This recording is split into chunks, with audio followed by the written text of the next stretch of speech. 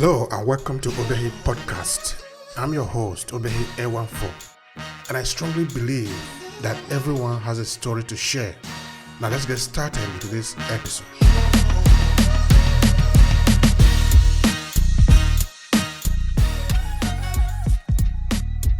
So dear Kelvin, I really want to thank you for joining us today. It's an honor to have you here with us. And why don't we start by presenting yourself to the people who are probably seeing you for the first time. What do you want to say about yourself? Let's start with that. Okay, so thank you again, Obehi, for giving me the opportunity to be here. It's a privilege, it's an honor, and I appreciate you, and I appreciate the work that you're doing, mate. You are doing a great work where you are, and I'm pretty sure a lot of people are getting blessed and getting some inspiration from what you're doing. So big well done to you. Big love and big well done. Okay, so let's talk about me. I am Kelvin Uchemefune. I currently reside in the UK, in Portsmouth. I moved to the UK in 2008. I came over to do a master's in business and management. Now, I grew up in Lagos, Nigeria. Was born in a family of four. I had three other siblings. My mom and dad worked in a bank, a popular Union Bank. I'll show you the Union Bank over here. That's where the money is. Oh, yeah.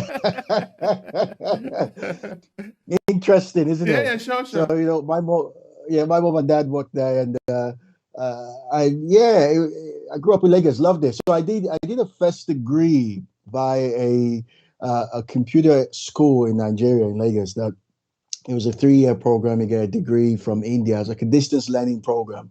And so when we were done, I decided to come over to the UK to do a master's. But my journey, that's just my educational background. All right, let's talk about my journey to where I am right now. So reason why I even went back to share a story about my mom and dad working in the bank, because when I came over to the UK, I after your master, when you're done with school and education, the next thing is what next? What next? So you got to find a job after you study. You got to make money. You got to make a living. And so I found myself working in a bank. Just for me, it felt like walking the footsteps of my mom and dad, because my mom and dad worked in the bank. All of a sudden, here I was again working in the bank. So, stuck in, doing it. At one point, I was dissatisfied. I felt like I wanted more. I wanted to do more with my life. I wanted something more concrete. The job I wasn't giving me enough satisfaction. I wanted something to be. I wanted to do something more. And there's always in the heart of men and women the desire for more. That calling. When we respond to it, we realize there's a lot more that we can do. In that moment of desperation, where I wanted more and I was confused, I didn't know where to go, left or right, I sat down with a coach who sat with me and asked me some questions, some really powerful questions. One of the questions he asked me that day was, Kelvin, if you were to start your life all over again, what would you do differently? Let me pause there for a moment. If you were to start your life all over again, what would you do differently? It was clear to me I wasn't satisfied. I wasn't enjoying what I was doing, and I wanted more. And I didn't have the question for him. Obehi, I didn't have the question for the coach. I said, this is too much for me. I just want to leave. I want to live my life. I want to make money. but money is what people usually go for, though. The typical Nigerian mentality. It's all about money. The money, the money. Oh, yeah. So you were in the place of making money. Why were you looking for something different? Educate me about that. Yeah, I don't know. It's weird though, because back in Nigeria, when I went to a boarding school, Government College Ikorodu, for those who are listening, you probably know it, in Lagos, I found myself in a group. It was like a Christian group, right? I mean, I was young. I didn't know what I was doing. I was just playing church and doing stuff. And I remember before the seniors in SS3, I was in SS2, they were about to graduate to move on, and they handed the position of leadership. Now, I was lucky. Well, I don't know. I was, honestly, I wasn't serious. But for whatever reason, the leader felt it was good to give me the leadership position. He said, no, Kelvin, you're going to be in charge of this fellowship. I'm like, in charge of what? No. I don't want that. I don't want that. But anyway, I ran away for 2 weeks. I left the day. I didn't join the meetings anymore. I said, leave me alone. I was young. I was 16. I wanted to have fun. And so anyway, before he graduated, I went and I said, okay, I'll take it. And so that was for me the beginning of my adventure onto the stage. And I found myself encouraging people. You might say I was preaching, but for me, it felt like I was motivating. I was encouraging people to move, you know, to grow, to want more. And all of a sudden, 10 years after, this is me right here in the UK and sitting on a sofa in a nice house and listening to this coach, and he's asking me, Kevin, what do you want? And I remember I said, I like in my mind, I want to encourage people. And I remember now when I think about it, a week before, I had watched a movie called Coach Carter, where I don't know if you've seen this movie, Obehi, where a popular actor, Samuel L. Jackson, takes a bunch of students and turns them into superstars, NBA superstars. They were college students and we didn't know their left and right. But he was a coach. He challenged them, he empowered them to believe in themselves. And when I think about it now, I wanted to be that man. I wanted to be the guy that says, get on, you could do it, believe in yourself, rise to the challenge, you know. And all of a sudden, here I was. I didn't know what I wanted to do with I needed motivation. I needed inspiration in my own life. So when you ask me, you're making money, but why do you want more? The reality is I just felt like I was just working the steps of my mom and dad, just doing the same thing. It was boring. I needed something more. I needed something that could wake me up in the morning with a full sense of excitement, something that could give my life a meaning and some significance. And for me, when I walked away and I started thinking about what I want to do, and all of a sudden the thought dropped into my heart, which is a life coach. And I can tell you honestly, I don't even know what life coaching was. I've never seen it before. I just knew I was sitting down with a coach, and the coach happens to be my father-in-law, and we were having a great conversation one time. It's like, I see you walking up and down, Ken. What are you doing? And I looked at him, I don't know, I don't know what I'm doing. And so for me, he's a business coach. I needed a life coach. I needed someone to inspire me, to motivate me. And so in that moment, I realized I'm going to study and find out what's about this life coaching thing. And then I stumbled into an ad I Googled Obehi. I brought my laptop and I typed in life coach. And the coaching academy in London came up and said, come and spend 2 days with us over the weekend and we'll show you what coaching is about. And if it's yours, if it's something you want, you can sign up for a diploma program. And I said, sure, yeah, I'll do it. So I went there and I like this. And so I signed up for the diploma program in 2014. And I was still working in the bank. I was doing my side hustle in the evenings, trying to grow my coaching program. And I was learning and studying and so I started coaching people part-time. I started coaching people over the weekend. And I realized I love this. But trust me, Obey, I wish I could say immediately that I resigned. No, it took me 4 years to really harness the gift of coaching, the understanding of coaching and grow my coaching practice. 4 years. And in that 4 years, I was still learning and still trying my best and speaking to people. I started running events.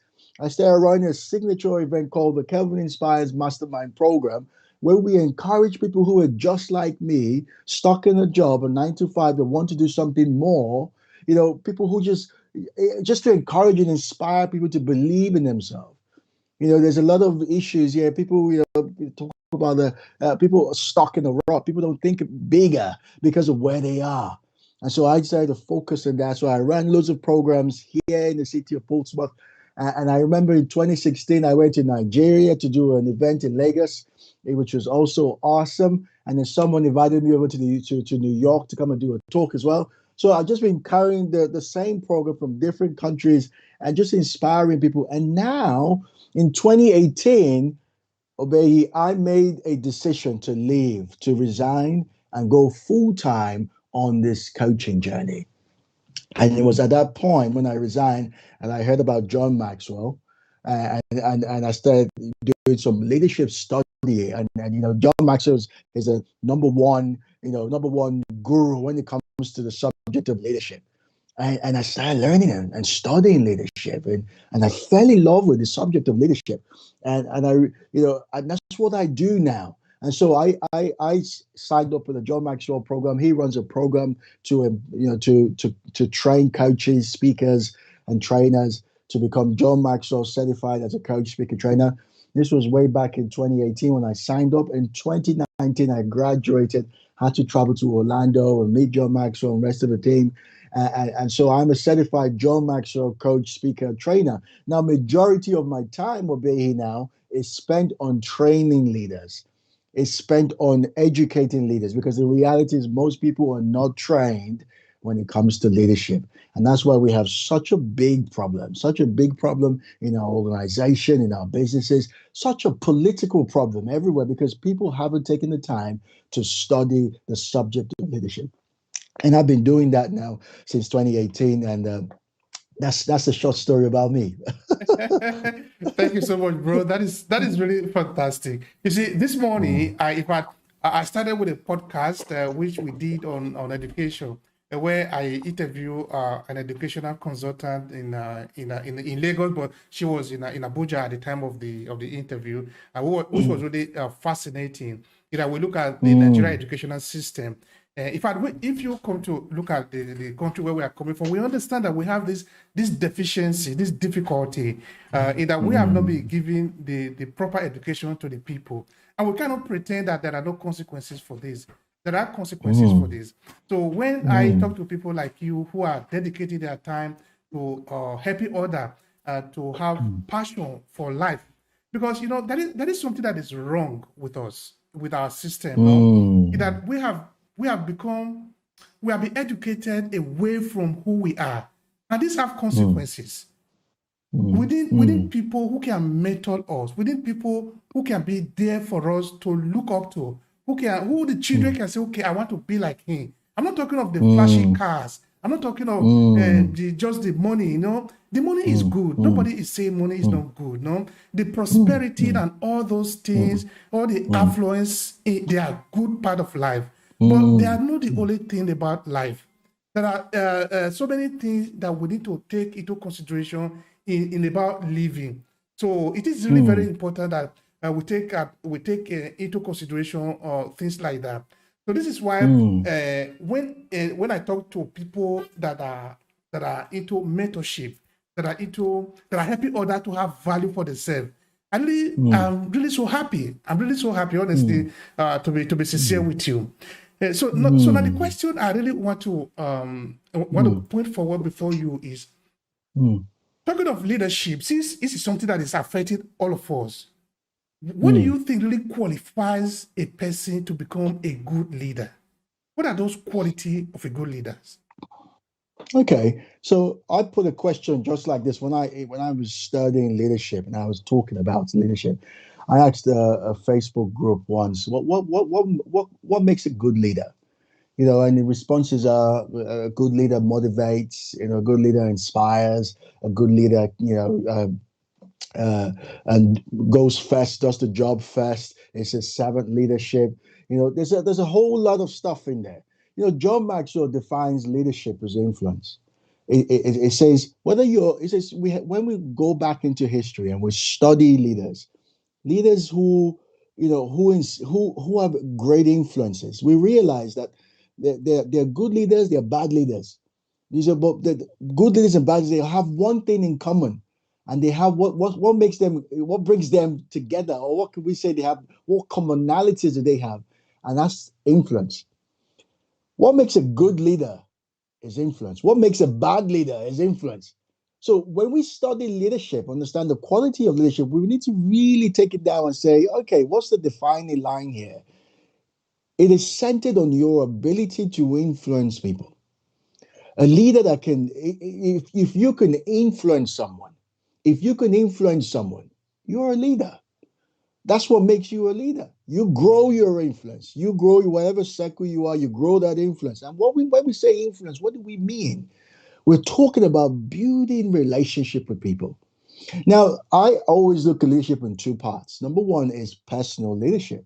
No, just me. I haven't got people following me or I'm leading right now.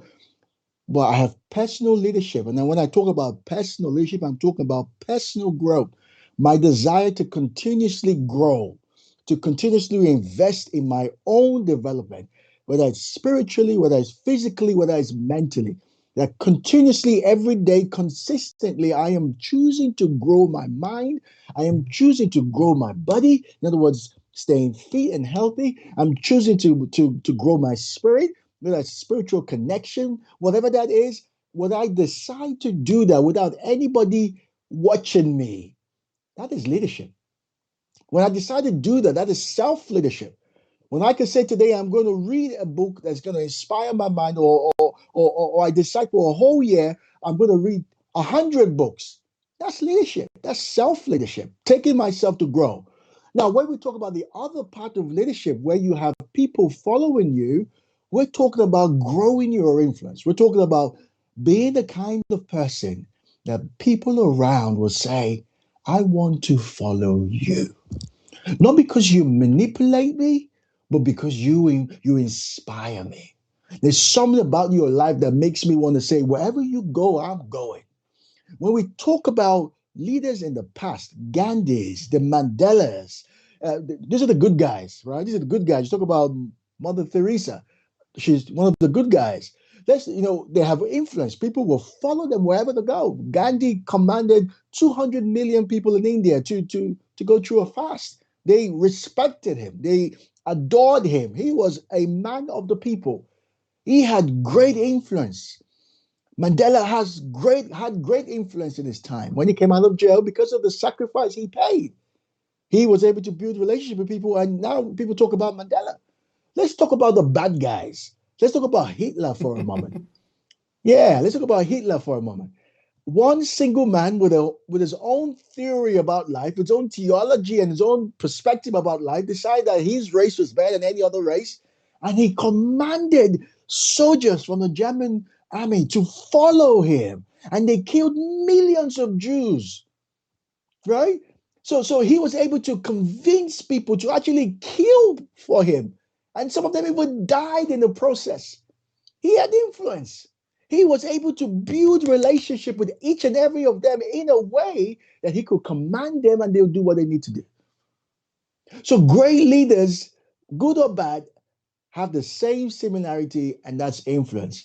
And when we break influence down, we're talking about your ability to connect with people, your ability to build relationship with people, your ability to spend time with the people. We don't have that in our country. We don't have leaders. Leaders are surrounded by soldiers and bodyguards, and right. They don't spend time with their people. This is why people don't trust them, because when they take it to power, they take on the stage. We don't hear anything anymore. The promises are gone. It's about a survival mentality. So there's a dire need for leadership in Nigeria, well, in Africa, in the African continent, all around the world, even in the European continent as well, even right here. I train leaders, and my father-in-law, he's the Portsmouth mediation director. So he does with mediation. Mediation is when people are like, they're fighting, like, you go into organizations, big corporate organizations. The employee and the manager, the leader, are at war. They don't like each other.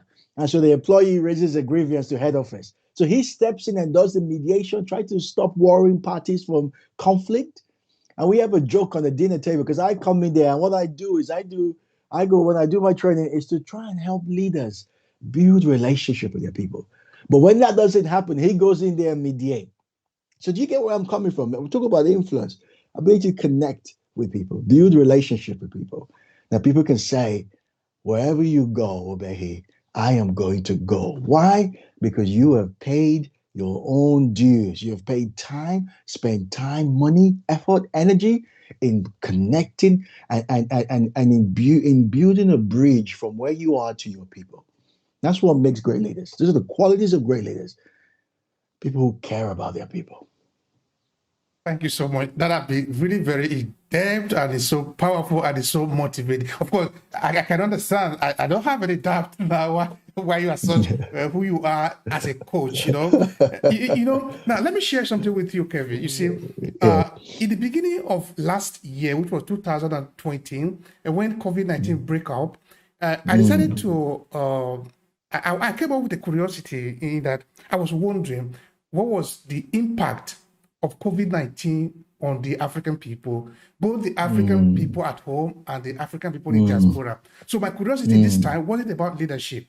I wanted to know how does it affect the people, because since it wasn't that it was so much hard on the African people to be specific, no, but yet it was affecting us in a way. So I wanted to find Yeah. that line. So I just pick up my equipment. I started to interview people, doing all sort of interview from different parts of the world. Now, this is where this leadership podcast came from. So I'm trying to explain the part to you now.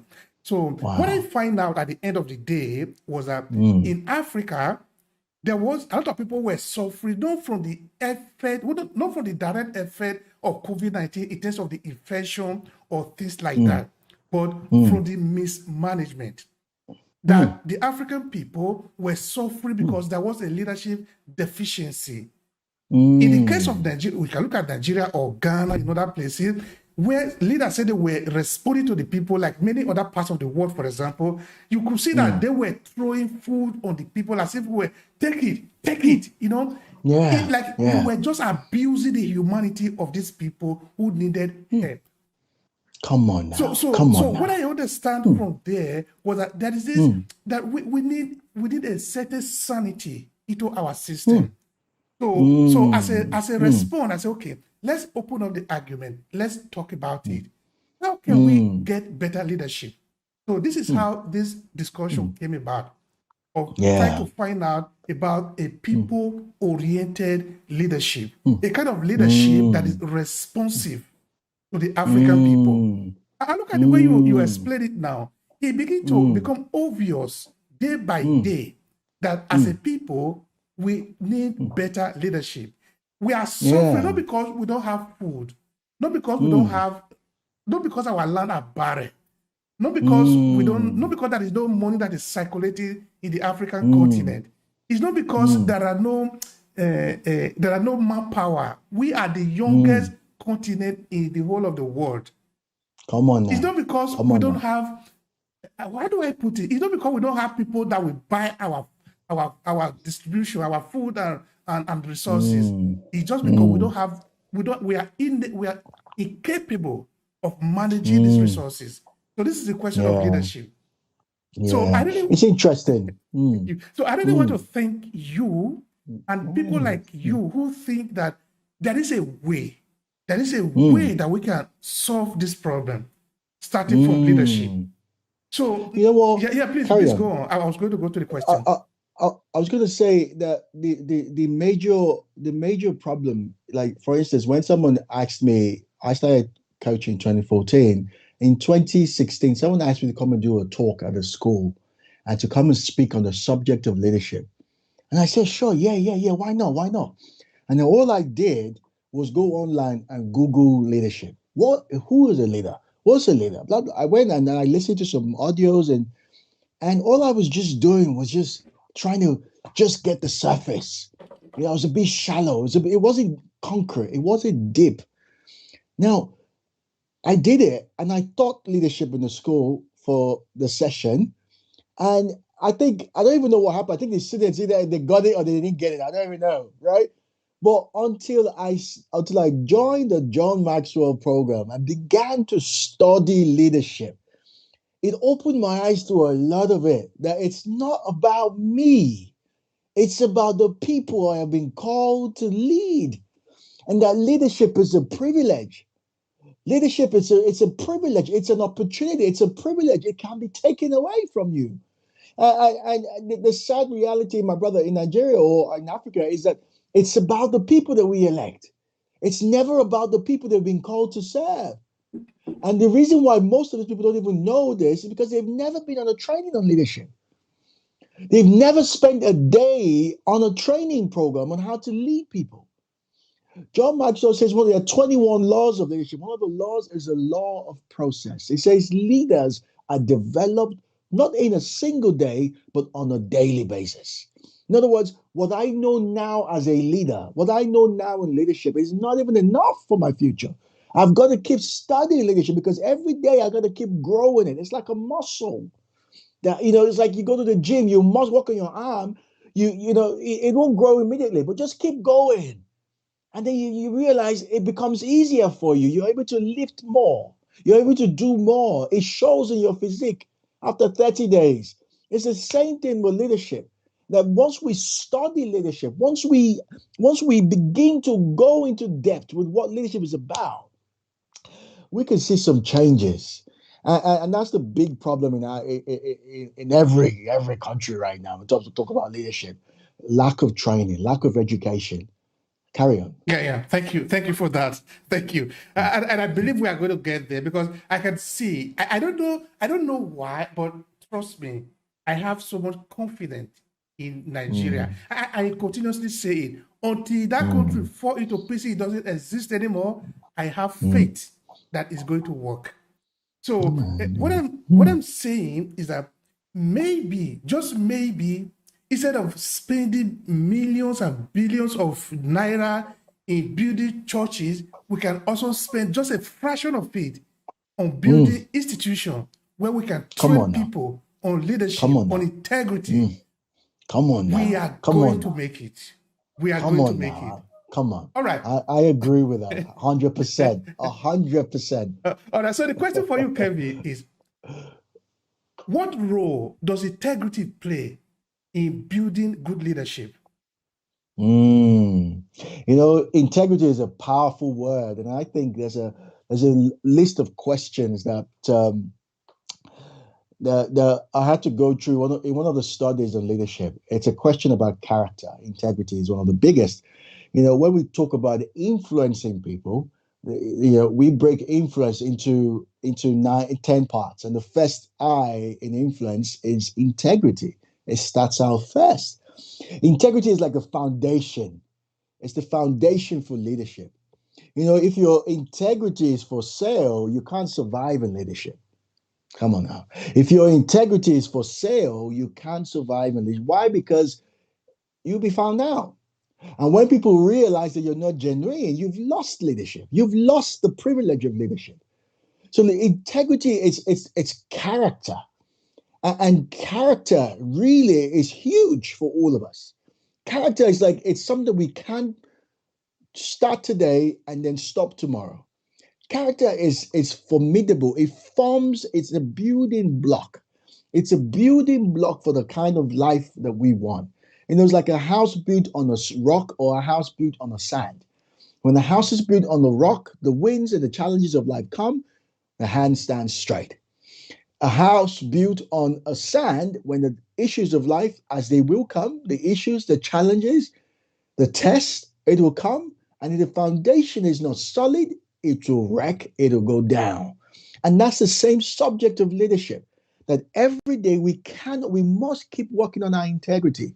We must keep working on it because it's what holds leadership, genuine leadership, a heartfelt leadership. Because there are 3 questions everyone is asking for every leader, wherever you are, whether it's self-leadership, whether it's leadership for the people. 3 questions your followers are always asking. Number 1 is, do you care for me? Do you really care for me? Or are you out here for your own personal agenda? And the second thing is, can you help me? When I elect you as a leader, or when you become the leader of on a country, organization, or a team, can you help me be better? Can you help my life improve beyond where it is now? And the third question is, can I trust you? Can I trust you? And sadly, people in positions of leadership don't even care about trust, integrity. To them, it's a tenure. It's a tenure. 4 years. I need to make as much as I can, and I'm out. Right? In a team, in an organization, well, I don't care about you. I care about people I respond to. not people who respond to them. I don't, it's like if you can't answer those three questions, you can't survive leadership. And obey the reality today is most people who are in positions of leadership, don't like people. They don't like people. Honestly, yeah, yeah. They can't spend. What does he want? You deal with that. You drop it on my table. You don't talk to me. No, I'm busy now. They don't like people. How can you take leadership position if you don't like people? It's the worst thing that can ever happen. And then what happens? People don't trust you. People don't believe in you. People doubt you, and then you lose followership. And so integrity is the foundation. For you to be in the place of leadership, you got to love people. And people are hard to deal with. People are it takes energy, it takes money, it takes time. But as a leader, you must have worked on yourself. This is why I believe so much in capacity building. Building yourself so you can handle the pressures of life. Building, I said the other day to someone in the training that if you can't be vulnerable as a leader, forget leadership. Forget leadership. In fact, leadership is one of the hardest thing ever.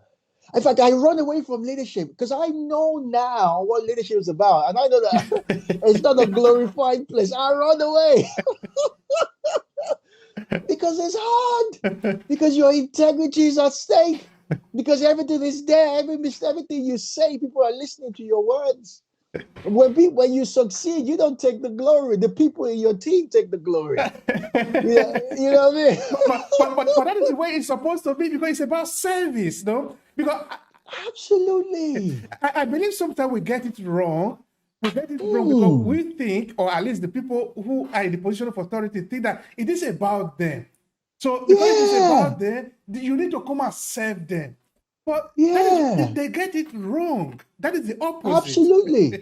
Absolutely. It's a place of service. If you can't serve, forget leadership. Go do something elsewhere. Don't be a leader. Be a follower. Don't run away from it because it's not about you. And you say, I don't know if you've seen this. Many people who are in places of leadership will say to you, I don't care where they are now. They should come and meet me. Where are you? Come and meet me. Come and meet me in my office, or come and meet me here. Or it's not. Listen, it's about us as leaders stepping away from our places of power or chair, walking away from this and saying, I am going to meet my people where they are. I am going to go meet them where they are so that I can take them from where they are to where they need to be. Come on now. Come on now. Thank you, Kelvin. All right. You see, now let's. I want to add a little bit of water here, so that it can become very watery for anybody to just drink. You see. Yeah. Come on now.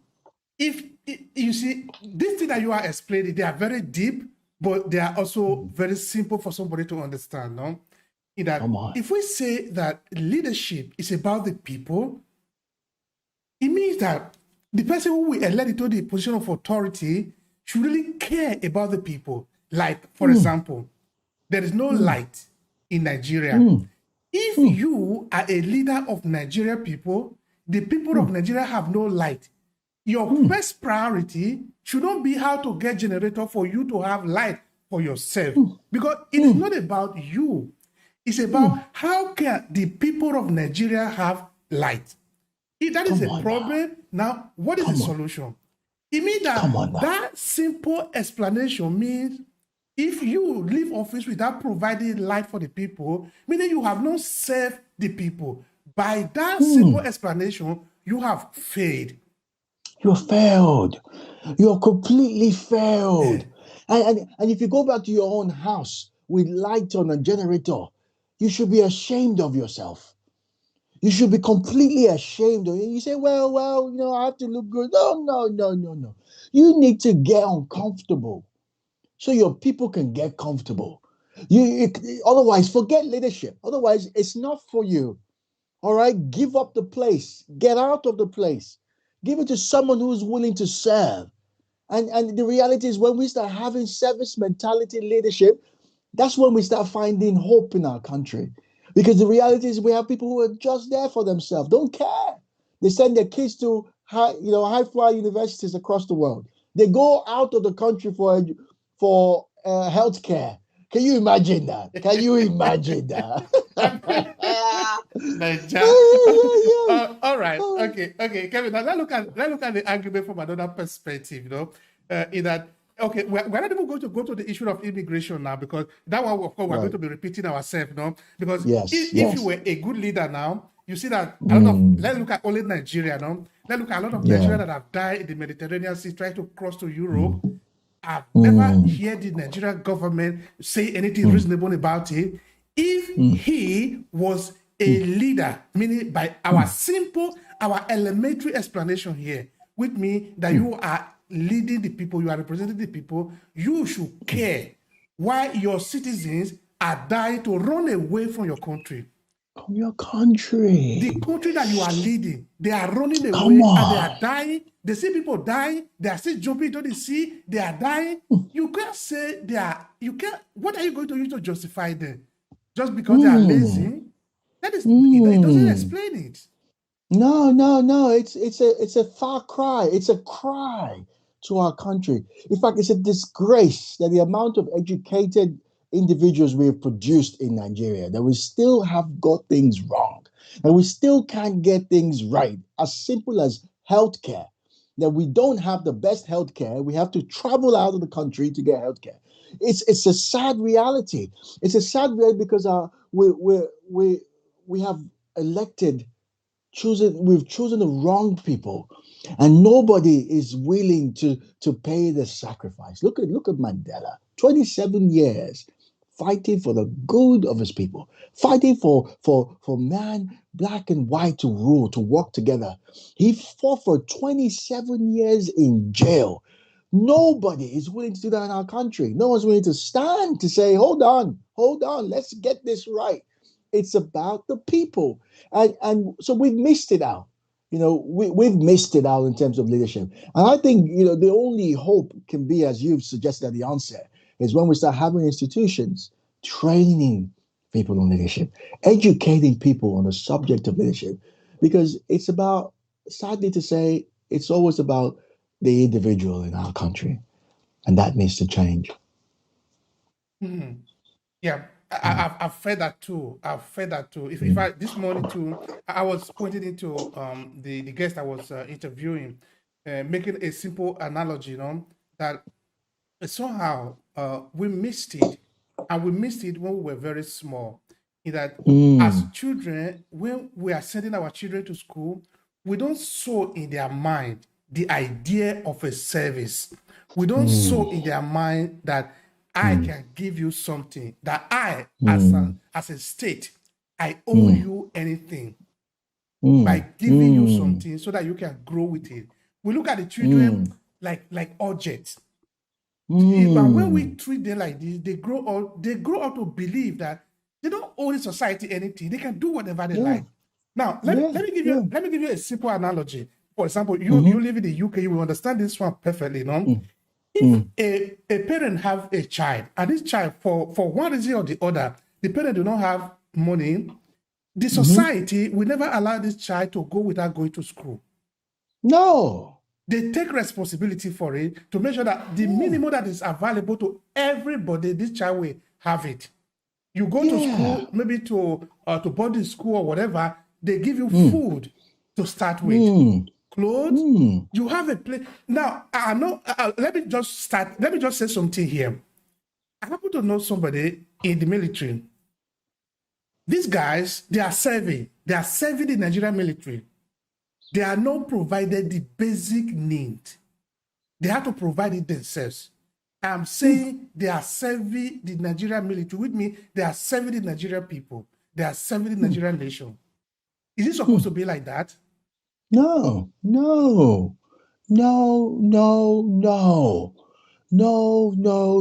Our leaders have, they need to be called to question. They need to be called to question, and because they've missed the plot. They haven't got a clue what they're doing. So our military is in disarray. I mean, go to the barracks. Go to the barracks. I mean, I had friends grew up in the barracks. I go there, and it's a complete stain. These are people who have served their lives for our country. They live in complete. It's a disgrace. It's shocking. And you're right. In this country, they take care of you if you haven't got funds. You get a benefit from the country because the country has, they realize that it's about the people. Sometimes people are in different positions where they can't afford a certain, quality of life, but they make it sure that it's available to everyone. How can they do it? How can they make sure that they do it? Because the people that they employ are also educated and taught that it's about the people. Let's look for how we can help everybody have a quality life. I mean, do you think we don't have enough money in Nigeria to feed everybody in Nigeria? Of course we do. We have loads of resources. We have loads of money. You see, but everyone again, it has to be ingrained into the culture of our country, and we have to teach this out to people. The sad, you go into Nigeria now, you go to the airport now. I don't know if it's changed now. Last time I went back was 2019. I don't know if it's changed now, where everyone's asking, "What do you bring for me? What do you bring for me? What do you bring for me?" you know, Again, it's a sad reality, my brother. That things need to change because people are hungry. People are not looked after. We don't care about life. We don't care about human life in our own motherland. People don't care. It's just, and that's the whole missing thing. Leadership doesn't care. People don't care. Everyone's trying to find a way out. People are running out of the country. People are dying in the Mediterranean today because they are running away because they are all trying to find hope, a future, a better life tomorrow. And so they pay the sacrifices, and sad to say, some people die in the process. And our country is still not doing anything about it. It's unfortunate. It's unfortunate. All right, now let's go back to that fine line that we have managed to, that we are tracing. And the fine line is that we're not looking for, because now I contact you because I know that you are an expert in this area. I'm sort of crying out to you, to like many other people that I know of, in trying to see what can we do? What can we do? I know that we cannot do miracle, but like you said, if you want to train a muscle, you don't just one day just kick it and it become one big muscle in one day, but you keep refining it. So I believe that this is where we are today. I'm a part of an international diaspora group where we try to continue to think, of what we can do, So I believe strongly that if we continue to put a little drop of water every day, somehow it's going to have an effect. So that fine line we are tracing here is how to get a people-oriented leadership. So the question I'm putting for you is this one. How can we do this? You are a coach, you are an expert in this area. How can we sow this idea in our people, whether in Africa or among the diaspora, a people-oriented leadership? It's a funny story. One of the books that I read on leadership, it says there's this, I can't remember the name of this man, but a multi-million dollar. He has so much resources, so much money, and he always looks to buy companies that are underdeveloping, companies that are at the bridge of bankruptcy or going down or administration. He will look for all those organizations and he will buy them, and then he will change a few things and he will set them back again into profit bearing, right? Now, the first thing he would do, are you with me, Obehi? Yeah, sure. The first thing he would do is to fire those in positions of leadership. And people say, why do you do that? That's harsh. Why do you fire the managers, the leaders? He says, well, if they were good anyway, it wouldn't go down. They need to go. They're wrong. They need to go away and educate themselves on leadership. So he will fire all the managers and bring in a new breed of leaders and make sure they're equipped, fully trained, and ready to take on. So the business can go from down to up. Now, how do we create a people-oriented leadership? How do we create? I think the first thing for me, if I had a chance or a choice to make, I think it's good for us to, someone said, if you were to get into a room of leaders and begin to educate them, they can go back and start educating their people.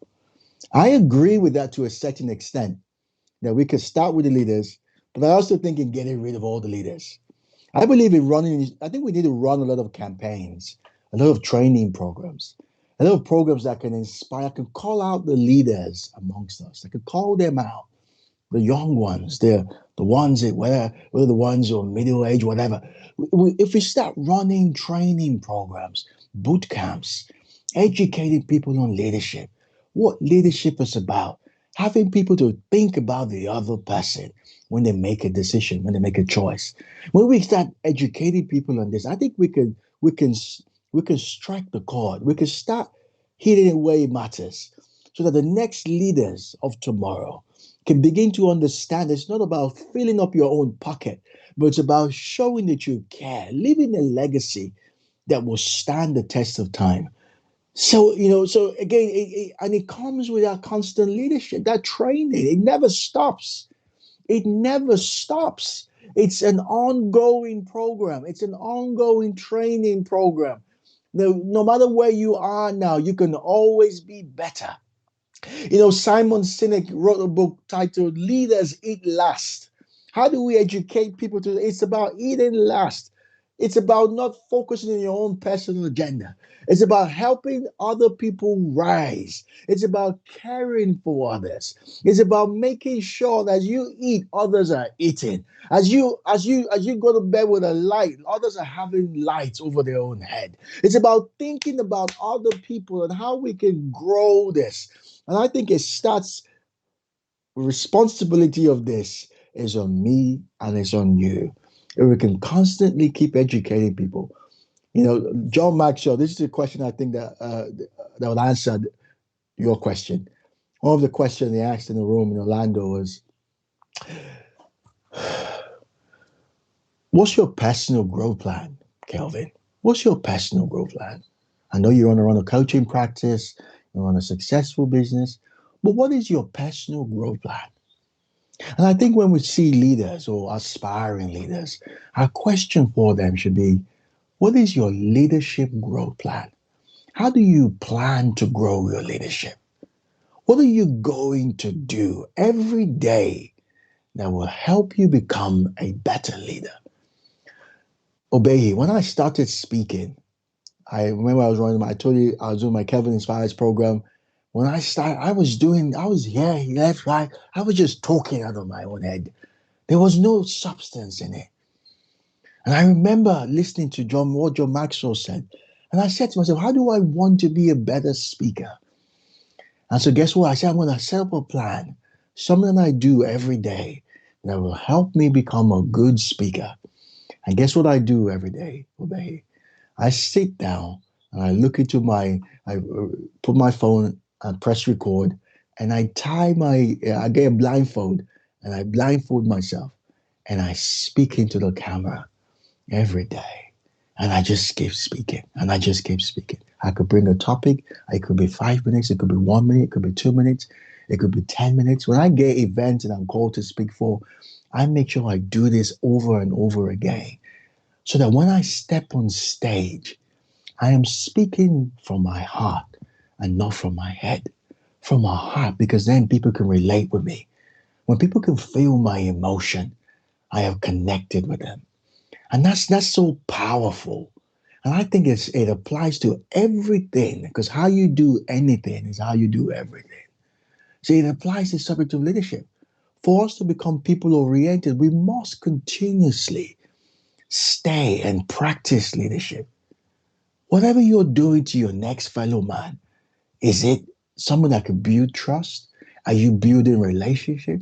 Are you showing that you care about their vision, whatever it is that they want to accomplish?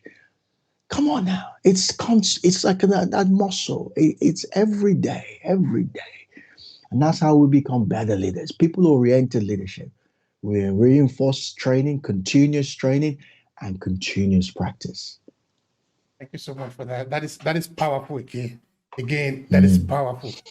Thank you. Thank You you. see, this is why I'm continuously reinforcing that line that I believe in us. Because you see, if we expect other to come and do it for us, you see, it's not going to work. But if we do it ourselves, now it's going to work. Because imagine this input, this pouring in of yourself in this thing that you are doing. It is your training program. I am positive. I repeat, I am positive that others are really gaining a lot from what you are putting in. So that is it. That is the magic, and it's going to work. Okay. It's going to work. If more people, if more Nigerians, if more Africans are doing it instead of expecting others to do it for us, Come on then we now. are going to get there. It will take some time. It will take, because there are some areas, of course, that we are not going to touch today. Maybe some other mechanism in the systemic structure that somebody somehow is benefiting from our inability to run our system. Those are also part of the problem, but we don't want to talk about that now, because we want to lay emphasis on what we can control. By the time you decide to blindfold yourself and hone in on your effort, you don't need somebody to do that for you. You are doing it yourself. Come on now. You see, when no one's watching. nobody, we don't want watching you. Yeah. And the result, you can see it, no? Yeah. Come on now. And this is what I think is going to be happening in Nigeria too. Because I see some people, they are doing it. It's just because it is an enormous effort. Because we are looking at a big, monstrous change that we want to happen in Nigeria. Come on now. Just because the effort, the people that are really on the right trajectory, they are too few. So the result is very tiny. But it's going to come. It's going to come. It is. Now, for these people, for this multitude of Nigeria and Africa who are, I want to believe sometimes that are disoriented because poverty has been elevated so much that the people are just used. You give them one bag of rice so you can do whatever. Because they are poor, they don't have money, they don't have anything. Because somebody have invested so much in making them poor so that they can use them. So the people don't have, they have very little choice. But there's a revolution. There's a revolution coming up now, especially with what happened last October. You can see that the voices of the youths are beginning to align from time to time. There's, they try to disband them, obviously killing themselves. But the reality is that we're getting sick and tired of it. The youths are beginning to understand what leadership is about in a way, not completely there, but in a way they know that what we're experiencing is not leadership. They know that this is something's wrong somewhere. Yeah. And that's why they all gathered together to say, no, enough is enough. So something is happening. So I believe you when you say you believe in us, that things are going to change. I believe you, bro. It's going to happen. I believe in us. We will make it. It will be hard. It will be hard. But it will come to the time that we will put our pint and burn it down. This is the time has come. You are going to kill us or we are going to get there. Come on. I believe in us. So I believe in us. So now, how do we continuously inspire? Because the inspiration is very important now. Because the current crop of leaders that we haven't inspired the people. So the people have lost confidence. They have lost trust. Now, but among our people, among the Nigeria or the African people, there are still some individuals who can inspire the people. Because the people need inspiration. We all are not strong. We all are not strong. There are some of us that are stronger than the other. That is why we are a people. Those who are strong need to inspire others so that they can be strong too.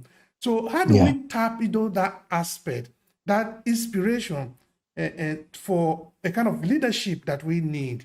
Because the people are not inspired now, it becomes difficult. Because it is not an easy journey. No, it is not an easy journey at all. But if we get a good inspiration, motivation, and all that, then we can go. So speak to us about this inspiration, please. That's a good part. You say it's not an easy part, and that's the thing we need to realize that it's not easy in form of leadership, and this is where leaders need to have empathy on their people. Understand that sometimes people you're leading can't get it. They haven't got it. They haven't got to where you are. So they're on a journey. And sometimes it might take them years to get there, but you have got, as a leader, have got to be able to showcase empathy and understanding and guide people. Sometimes people don't want to move. People are satisfied with where they are. But then we have to keep encouraging and inspiring them. And one of the ways that I think that I'm learning that it will be a good way is by being an inspiration myself. It's by doing things, pushing my limits. Pushing my limits, being an inspiration myself. In other words, I'm working on me. I'm taking on things that are hard for me. I'm taking on projects that are hard for me. I'm continuously striving to be the best. And I'll tell you the story because where I live I live an environment. There are very few blacks around here. Very few people who look like me. I think that it's growing now in terms of the population. Majority, 90% of my clients are not Africans or blacks. Most of them are Caucasians, white people here who who patronize my business. And I'm in a group now. I have another business where I work with a business partner where we do coaching, and we take about 12 business people in this city on a journey every 90 days. We're training them, coaching them, helping them to become better leaders. My business partner is a business guru. I'm in the leadership space. So he brings the business numbers, accounting. I come with the coaching and training leadership. And so we complement each other. But we take people who earn quite a lot of money and we help them to grow their leadership. And not just working with them in coaching. One of the other things we do is working on our fitness. So we have programs like you must read a certain amount of books in a particular time in the 90-day program that we run. And we also do fitness. We go to the gym. We have ab challenges. We have different challenges. And at the end of the 90 days, we set ourselves a challenge to climb the mountains. I'll tell you so. The tallest mountain in England is called Scaffold Pike. We climbed it last August. And I'm climbing the mountain. I'm looking, there's nobody that looks like me. I told my mom, I'm climbing the mountain. She says, for what now? Ogini? Ogini, what are you doing mountain for what? You say for what? I say, Mommy, relax. She said, are they paying you to climb mountain? I say, Mommy, they're not paying me. I am working on myself. So every day we must go to the gym. We must continuously work on ourselves. We must continually read a book. We must continually pursue spiritual growth, whether it's mindfulness, whether it's meditation, whatever that is. We must engage in those practices because what we're doing consistently here is that we're building our capacity to handle whatever life throws at us. And so when I share in the story, when I sit with people who look like me and I share stories, I just climbed the mountain. In 2 weeks, I'm climbing the tallest mountain in Wales. May, this is hardcore. I remember the first time I climbed the one last year. We haven't even gone past 100 feet elevation. I was breathing heavy. Oh, help. For my mind, I say, who said to me, if I just stay for house? Well, brother, it's incredible. But what I'm doing here is pushing my limits. Now I can share the story of I can even show pictures. People are like, wow, it's crazy. I say, yeah, I did it. Now I'm climbing another one in 2 weeks' time. I keep doing this thing. In March, I never used to run. Now I am running. We set ourselves a 5K run every day for the whole of March. Brother, for the whole of March, every day, 31 days, I was running 5K every day. I've never run before. In fact, I hate running. Now I started running, and it's that consistency, it's the compound effect. So continuously pushing myself. In the month of April, we hiked 70. We planned to hike 75 miles. I was only able to do half of it, 35 miles. Hiked the whole city called the Isle of Wight. Now I'm sharing this not to blow my own horn, but to emphasize the need for sometimes to do things that can be inspiring to the others. But just keep pushing yours. When we push ourselves, when we become successful in our business, when we become successful in our own personal pursuit, when we become successful in our relationship, when we become successful at the things that we set ourselves to do, we become inspiring. We inspire the other generation. We inspire our fellow brothers and fellow sisters to say, yeah, if he can do it, I can do it. And that's leadership quality. When we build on our own capacity to handle more. I'm involved in 6 businesses at the moment, and the only reason why I can do that is because I'm continuously working on myself. It takes energy to run a business. So I've got to work on my body every day, go to the gym, stay fit, run, hike, climb mountains, do that, do this, engage myself in a place that pushes me beyond my comfort zone so that I can push myself, so that I can become more successful at the things that I engage in. And then I become inspiring. And that's my message. That's the answer to the question. To become inspiring, keep working on yourself. Keep pushing the limits. Keep pushing whatever the limit is for you. Push it and watch your life inspire others. I want to keep a small silent, so that message can have the time to just sink in. That is good. That is good. All right. Now, Kelvin, you see, you started this story when we started the conversation of how it was for you, that you didn't know what you were doing, but then you started to grow. You started to grow. You started to build on yourself. You see, this is very powerful, no? Because this is a trajectory, this is a journey. And I remember, for example, throughout last year, when we were trying to find a footing for our project, we talked a lot about finding your purpose because it is very important. Because life is a journey. It's a journey that is not very easy, It's full of thorns, it's full of obstacles, it's full of difficulty, full of challenges, full of failures and all that. Why would one embark on a journey like this? Because it was easier for you to just, I don't know, take up a job, work. You of course you get your salary. If you are living in Europe, okay, you don't have that much stress as it were. Okay, you have the regular stress, but you are working. At the end of the month, you get your salary, so you leave. You don't.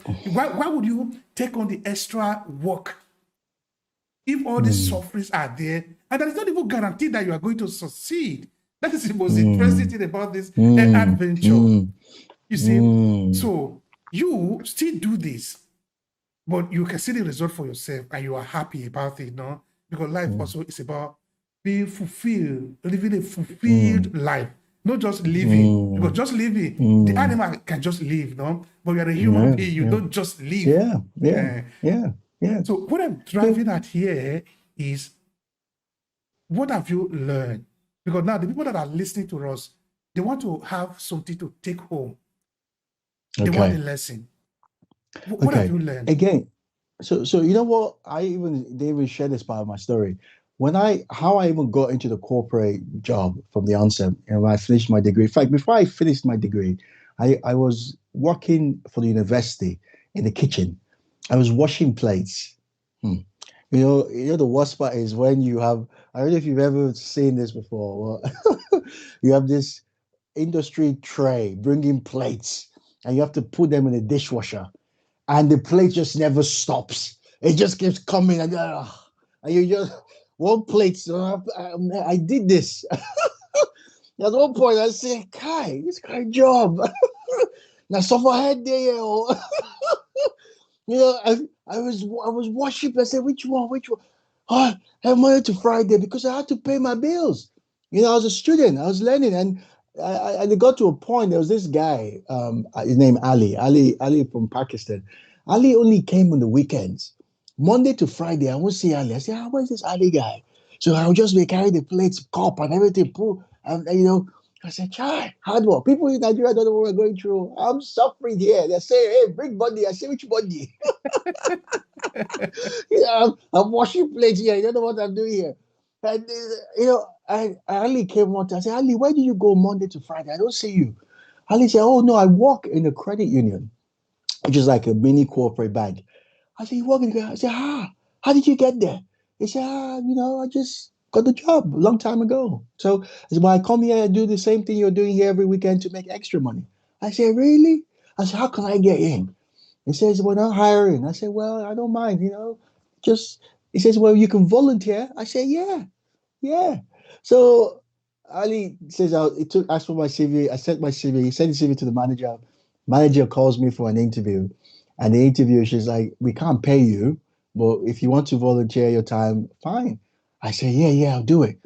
So Obehi for 4 days a week, from 10 to 12, 10 to 2. I would come in every day, wear my suit, wear my tie, go there and learning the job, corporate, talking to customers. And, because in the normal thing, there was menial jobs, you know, either you become a security officer or you become a bouncer or you wash plates or you become a carer. There's all this, well, first time I was like, wow, I'm in a corporate job. It looks good. I'm helping people here. And at one point, a month and a half, Ali has to go back to Pakistan because he has to go through a traditional rite of marriage. He's getting married. So it was going to be for almost 2 months. So the manager approached me and said, Kelvin, Ali's going away. Do you mind taking up Ali's role? You're very good at what you're doing. Customers like you. And we're happy to pay you now. I said, really?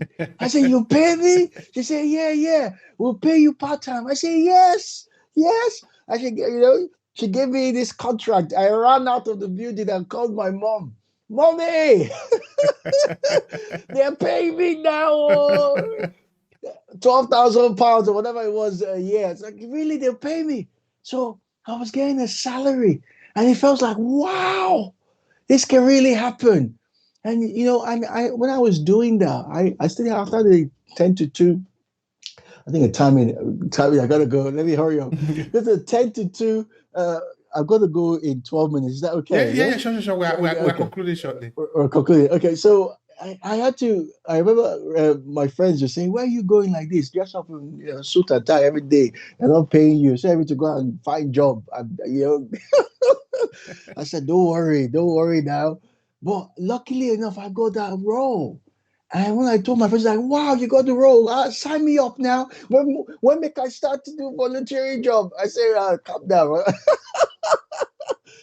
So what I'm saying here is for me, and from then on, Obehi. You know how it is in European countries where your hiring manager doesn't look like you. Your hiring manager has doubts about you already because you don't look like him. You're unconsciously biased about how you look, and we face that, right? It's not no doubt we face that, but for you to go through that for the very first time, I got a corporate job, and I was able to build on that. From there, I worked in an insurance, and I ended up in a bank. So it didn't just start like I got it easily. It was hard. It was hard work. Volunteered my time, and I still had to go and do all the menial jobs so I can pay my normal bills.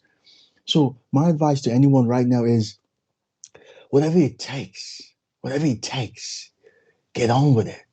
Whatever it takes, get on with it. Let's pay the dues. Let's pay the price.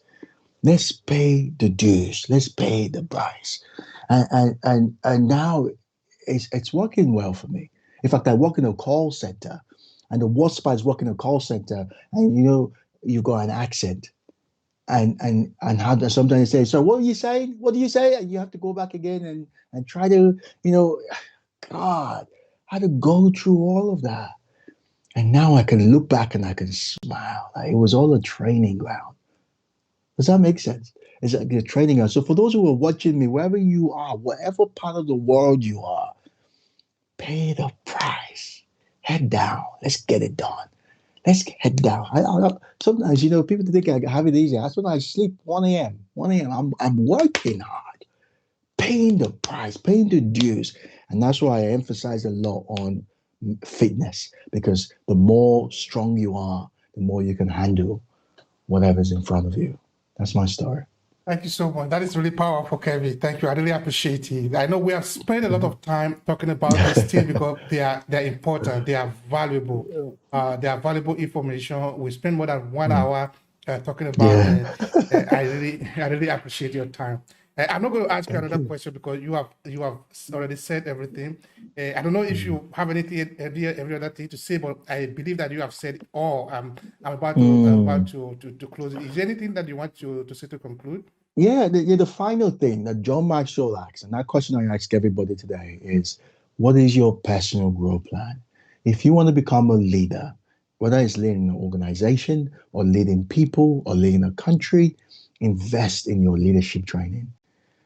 Prepare, have a plan to grow. How many books do you want to read on leadership? In fact, if you want to be an aspiring, your library should be full of leadership materials. There's so many. In fact, even on your program, Obehi, I've seen so many of your on your library there on what you have on base. Leadership story. You go back to the history, leadership stories. And I think it's so important that we begin to say, if you want to be leaders, it's not going to happen. It doesn't happen by chance. It happens by intentionality. One of the laws of growth is the law of intentionality. It says growth is not automatic. Growth is intentional. If I stop eating, if I stop drinking, I will lose my energy. And what happens? I start to decline. So it's intentional. I have to eat, I have to drink so that I can have the energy, the strength to go, to handle, to do, to be more. It comes to all of us. Have a personal growth plan for you. How do you want to deal with your mind, your body, and your spirit? And then, if you want to be a successful businessman, invest in business books, materials. Have a plan for that. Whatever it is, you want to become a speaker, have a great plan on speaking. You want to become a great husband to your wife, have a book, a library of books and that. It doesn't happen by chance. It happens by intentionality. And that means anything is possible when we have a plan, when we have a growth plan. When we have a growth plan, you want to become rich, you want to become financially stable, have a financial growth plan. What are you going to do every day to ensure that you are a master of your finances? Whether it's debt, whether it's budgeting, whether it's investment, have a plan in that area. Every area requires a plan. So that in other words, there's a philosophy that says the be, do, have. To have the things that you want, you've got to do certain things. To do certain things, you've got to be the kind of person that can do those things. So the be, do, have. Become, do, so you can have what you want. Become, do, so you can have. Become that person. Invest in your knowledge. Grow in that area so you could do the things that you need to do to have the kind of results that you have. The be, do, have. Invest in yourself 100%. Have a plan. Don't just listen to this and walk away. Go back to your routine. What do you do every day? What needs to stop? What needs to start? What do you need to engage in to help you become better at what you're doing? It's in the proof. The proof is in the pudding. It's in the doing of the doing that we do. And the last thing I'll say is not who we are that stops us. It's what we think we are. It's who we think we are. So continuously keep working on yourself. It's a pleasure over here. I love what you're doing, brother. I think when you mailed me about this, I said, you know what? Why not? Why not? Why not, man? You are onto something great, and I see that you are around your own institution, leadership institution. I see that already in you. You're going to do great stuff, man, in helping younger people become better leaders. So I celebrate the leadership in you, and I thank you for having me. Thank you, babe. Thank you so much, bro. Thank you so much. I really appreciate it. I don't know how much I can. I really appreciate it so much. I'm so pumped. Thank you so much. All right, Pleasure. listen up, guy. This was the voice of Kevin. They are in Mambo. Please Mm, take them to mm, heart. It is true. mm, Action is what changed everything. And the action, mm, let's think about it. Let's think about what we are doing. Let's be mm, intentional about it because, like he has mm, said, it doesn't happen by chance. If you just fold your hands thinking that it's going to happen, forget it. It's not going to happen. mm, You are going to mm. deliberately make it happen. That is what it is.